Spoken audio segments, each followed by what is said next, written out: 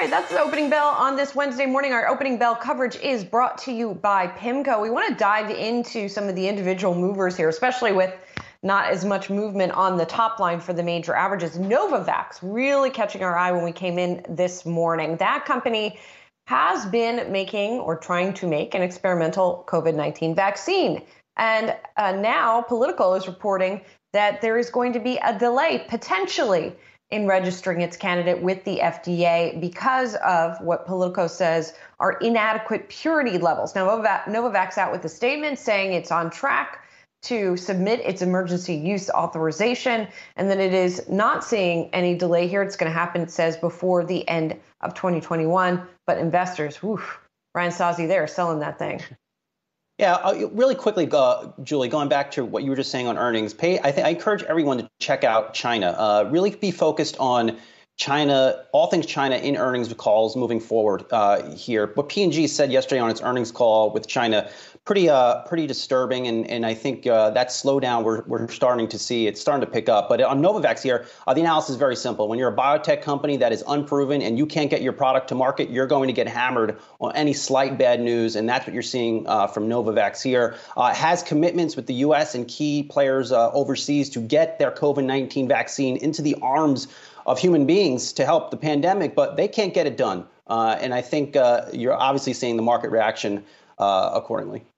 Yeah, and just one reminder, I mean, I think that this company has never brought a vaccine to market. They've worked on researching a number of vaccines, but never brought one successfully to market. This is really a massive moonshot for them. But I think we just have to acknowledge that aside from the stock price, aside from the margins, aside from the revenue, I mean, this is just a net negative for the world, right? I mean, this was supposed to be a major supplier to that COVAX facility that was supposed to be bringing these easily distributable, simple shots around the world to a lot of these third world countries that really need the help right now. I think the IMF had some statistic that in many of these developing countries, up to 94% of the population is unvaccinated. COVAX has its own logistical issues. There were concerns about how countries were prioritizing orders for their domestic usage versus how much they wanted to put into the COVAX facility. But just broadly, this whole process has been really, really just discouraging for the ability to get the vaccination rate up in other countries and corners of the world. Yeah, and just to draw a point of comparison between the likes of Novavax and Moderna, because both of those, what they have in common, to your point, is that they didn't have a big product out before, right? With Moderna, that moonshot worked, and the company's stock has behaved accordingly.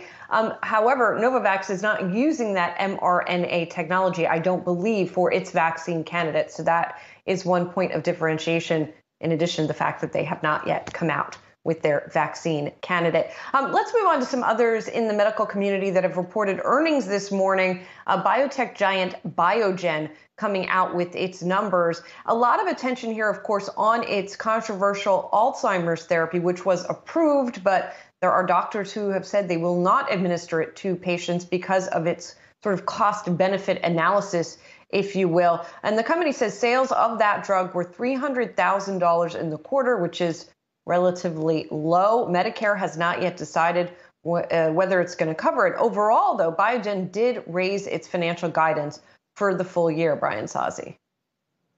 Yeah, but I think the stock is going to trade off of this Alzheimer's drug, Julie. We saw over the summer, I believe it was early June, and the stock went absolutely through the roof on news of this potential breakthrough drug here.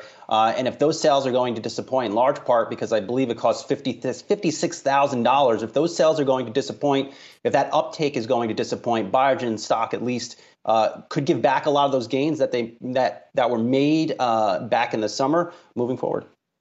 Yeah, and I think that kind of underscores how even if you have sales in the thousands, that's not that much if it's a $56,000 drug. But I think one other reason why we're seeing the stock up is just simply the financials, right? I mean, this company, in their earnings release, they raised guidance on revenue and earnings per share, and they also lowered expectations for how much they'd be spending on CapEx. So all of that pretty good for margins. But again, a lot of outstanding questions about the ultimate take-up of that Alzheimer's drug, which is called aducanumab. I think it was renamed to Aduhelm.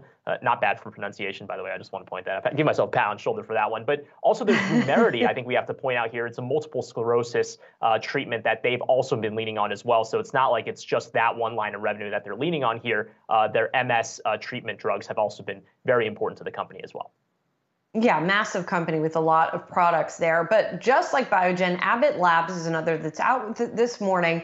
But to me, I'm interested in what they're going to say about their Binax Now testing. Remember, this is the at-home rapid test that is available to consumers or not. Because remember, earlier in the summer when it seemed like the COVID-19 case rates were improving, Abbott stopped making as many of these things. And as a result, when Delta came roaring through and there was a huge demand, you couldn't buy one, even if you were trying to find them. So this all helped Abbott's sales when it was able to make more of these things. And the company says it is now expecting higher profitability for the full year. Sales of COVID-19 test products, $1.9 billion last quarter, compared with $1.3 billion in the quarter before. I don't know if you guys ever walked into a CVS or a Walgreens trying to find these things.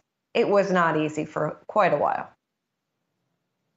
No, certainly. And I think walking there for myself really to get some meat snacks, right, Brian? Going to CVS? Yeah. No one's going to get that reference, Brian, unless people are following us on Twitter. But okay, let's focus on the tests themselves, Brian. But yeah, I mean, obviously what is also good for these companies is just that federal mandate across the board for a lot of these employers that are large or medium size to require, if they're not requiring a vaccination, to require testing as well, right? There's going to be enormous corporate demand for these types of tests. And it's important to remember it's not just Abbott that's making these as well. When you take a look at Quest Diagnostics, stock ticker DGX, that's also getting a boost. They actually raised their guidance as well. So for any company that's essentially in these tests, as long as they're robust tests, as long as they're a trusted test, and as well as they're manufacturable and easily distributable tests, I think it's going to be good for them over the next year or even beyond that. Who knows? Two quick hot takes for me on this. One, Pedialyte sales for Abbott, very strong again. Now, watch Pedialyte moving forward. Gatorade has just come out with a competing product that is gaining shelf space at meat stock favorite 7-Eleven. Number two, look, let's put the pieces together. We had last week a very good earnings report and outlook from United Health. Anthem out today, good earnings report and outlook. Abbott Labs, good earnings report and outlook. I think if you want to trade this space, because you could probably see a bunch of upgrades coming into healthcare off of these reports, you want to look at the XLV, the healthcare sector spider ETF. That can be in play here.